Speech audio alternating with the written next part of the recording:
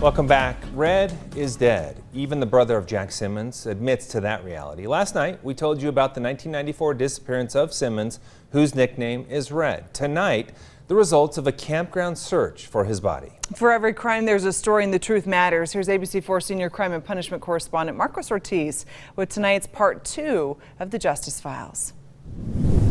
2 years ago, a private investigator began looking into the disappearance of Jack Jason Simmons. He turned to social media and got a big tip.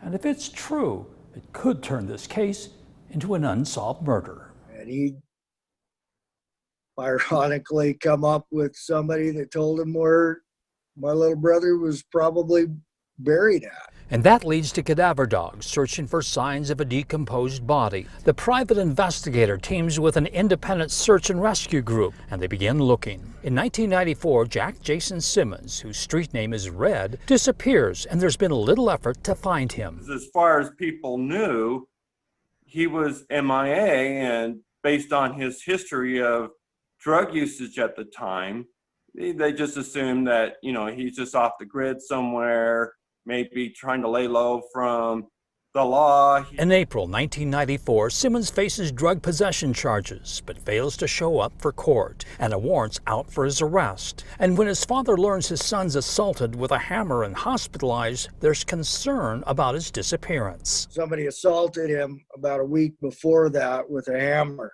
So he was in the hospital, and I guess he didn't know who he was for a couple of weeks. So one might speculate that that was connected. 2 years ago, the private investigator takes on the case and sends messages on Facebook to people who may remember the case. He bypasses traditional methods like passing out flyers or listing it on a billboard.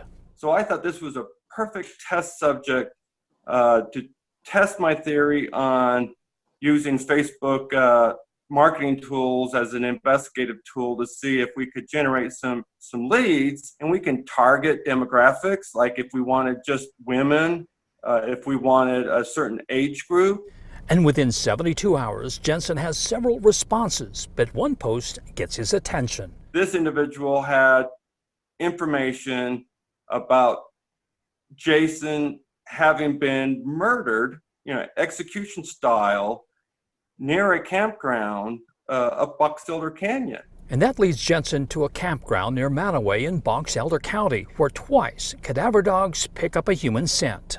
We feel confident that human remains were detected in that location. But he also understands there may not be much there. It's at the base of a tree where a creek runs through it. We're really strongly believing it was soft tissue deposits that decomposed there, and a dig there would be unlikely. Jensen sends the tip to authorities, but several weeks pass by before law enforcement arrive, and they find the area underwater. He now learns that Simmons is murdered upstream, where they'll do a new search. All this information makes Simmons' brother realize that Red's gone, but he still wants closure. The only justice that can be done in this case is for my little brother to be buried properly. Jensen says he'll organize another search with cadaver dogs in hopes of finding a burial site uphill.